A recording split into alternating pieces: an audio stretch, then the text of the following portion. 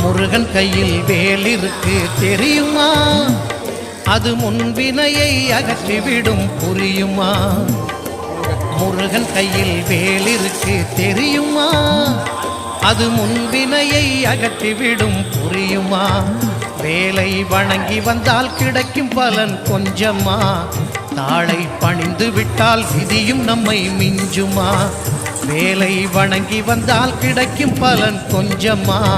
தாளை பணிந்து விட்டால் விதியும் நம்மை மிஞ்சுமா? அந்த முருகன் கையில் வேல் இருக்கு தெரியுமா? அது முன்வினையை அகற்றிவிடும் புரியுமா?